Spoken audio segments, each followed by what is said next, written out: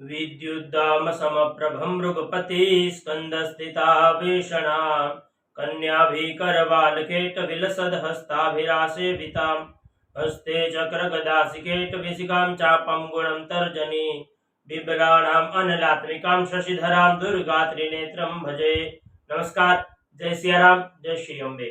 प्यारे दर्शक मित्रों, ये जो 3 मंथ है, ये 3 मंथ में ये जो 7 राशियां हैं उनको पुत्र प्राप्ति के योग बन रहे हैं।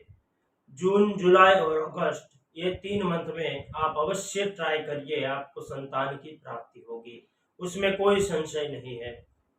जब भी जन्म कुंडली के अंदर बृहस्पति देव स्वराशि के हो, या तो बृहस्पति उच्च के हो, या तो गोचर में बृहस्पति का दृष्टि पड़ रहा हो जो राशि पे, या तो स्वराशि के बृहस्पति का दृष्टि पड़ रहा हो, या तो उच्च के बृहस्पति का दृष्टि पड़ रहा हो, तभी ऐसे जातकों को अवश्य पुत्र संतान की प्राप्ति होती है।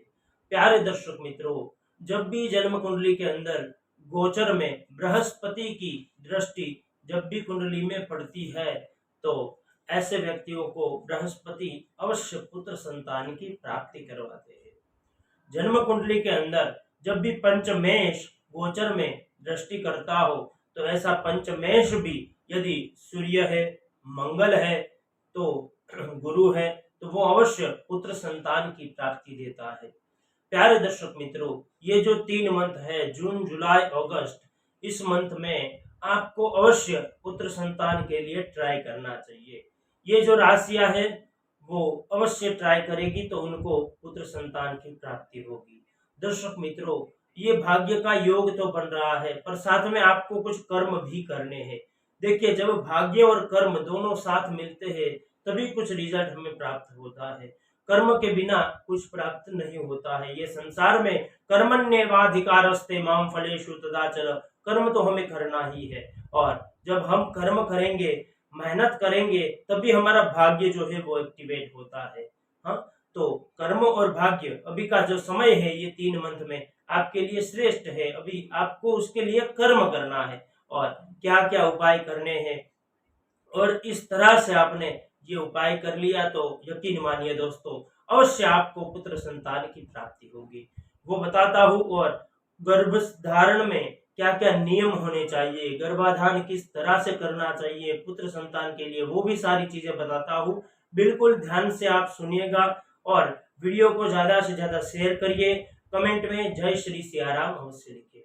प्यारे दर्शक मित्रों, ये जो हम वीडियो बनाते हैं प्रतिदिन आपके लिए बनाते हैं, ये प्रोग्राम बनाने में मेहनत लगती है, तो आपका भी फर्ज बनता है कि आप इस वीडियो को ज्यादा से ज्यादा शेयर करिए, ज्यादा से ज्यादा देखें, सब लोग कमेंट करें, और सभी लोगों को ये वीडियो प्राप्त हो, इसलिए हम आप सबके लिए प्रतिदिन ये प्रोग्राम लेके आते हैं।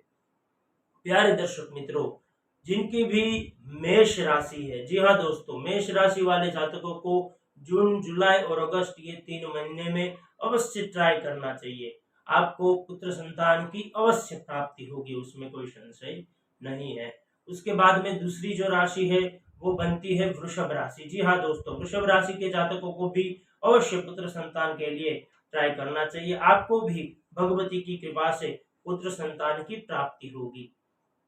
उसके बाद में तीसरा जो राशि है वो है मिथुन राशि। जी हाँ दोस्तों, मिथुन राशि वालों को भी पुत्र संतान के लिए अवश्य ट्राई करना चाहिए। देखिए, जब भी आप पुत्र संतान के लिए ट्राई करते हो, तो पुत्र संतान के लिए गर्भाधान जो होता है वो मासिक के जो समय होता है उससे आप अष्टम दिन से शुरुआत करें।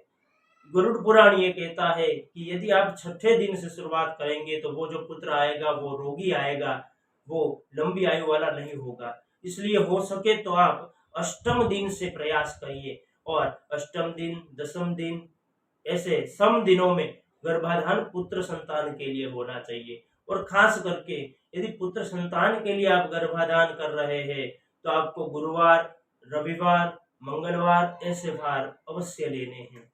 और उसमें भी खास करके यदि गुरु की हो रहा हो, मंगल की हो रहा हो, सूर्य की हो रहा हो, उस समय में किया गया गर्भाधान अवश्य पुत्र संतान की प्राप्ति करवाता है। प्यारे दर्शकों, गर्भाधान में ये नियम भी सारे आपको याद रखने हैं।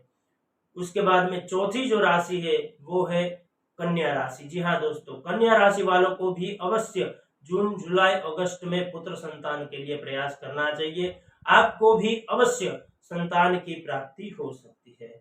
उसके बाद में पांचवी जो राशि है वो है तुला राशि। जी हाँ दोस्तों, तुला राशि वाले जातकों को भी अवश्य ये 3 महीने में ट्राई करना चाहिए। भगवान की कृपा से आपको भी पुत्र संतान की प्राप्ति हो सकती है।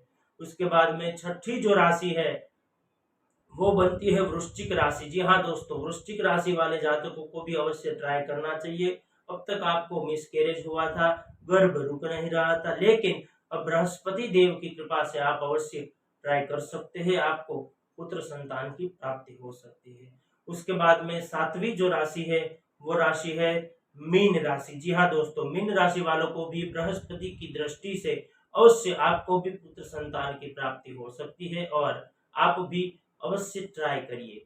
प्यारे दर्शकों, जिनको भी पुत्र संतान नहीं है, खास करके पुत्र संतान के लिए क्या उपाय करना चाहिए?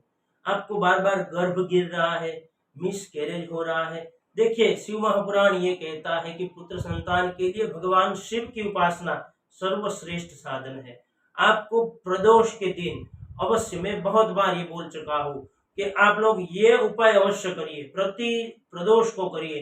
देखिए, शिव उपासना करने से 100% पुत्र संतान होगा और कभी भी आपकी वंश की वृद्धि रुकेगी नहीं, क्योंकि भगवान शिव जो है वो, शिव महापुराण ये कहता है कि पुत्र कामना हेतु शिव उपासना सर्वश्रेष्ठ साधन है। तो आपको प्रदोष के दिन भगवान शिव का प्रदोष व्रत करना है। प्रदोष व्रत पूरा आपको कथा प्रदोष व्रत की सुननी है और हो सके तो आप प्रदोष व्रत में अवश्य शिवालय जाइए, भगवान शिव का दूध से, घी से और मध से अभिषेक करिए और भगवान शिव को बिल्व पत्र अर्पण करिए और भोले बाबा को प्रार्थना करिए कि हे महादेव, हमारे गोत्र की भी वृद्धि हो, ऐसी आप कृपा करिए। और शिवालय में आप जाते हैं तब आपको संकल्प लेना है कि हे भगवान भोले बाबा, हे महादेव, मैं पुत्र कामना हेतु आज प्रदोष के दिन आपका पूजन करने आया हूँ, हमारे गोत्र की वृद्धि करिए। उस प्रकार से अपने हाथ में संकल्प लेके संकल्प भगवान शिव के आगे छोड़िए और फिर भगवान शिव की पूजा करिए। देखिए, भगवान शिव जो है उनका एक नाम आशुतोष है। भगवान शिव किसी की भी कामना जो है वो खाली नहीं जाने देते हैं। आशुतोष यानी कि जल्दी से वो प्रसन्न होने वाले देव है और भोले बाबा प्रसन्न होते हैं तो बहुत ही श्रेष्ठ संतति की प्राप्ति बहुत जल्द करवाता है, इसलिए भगवान शिव को महादेव कहा गया है। तो जितना हो सके आप शिव उपासना अवश्य करिए, जिनको भी पुत्र संतान की समस्या है। वीडियो को ज्यादा से ज्यादा शेयर करिए, कमेंट में जय श्री सिया राम अवश्य लिखे। ओम नमः शिवाय।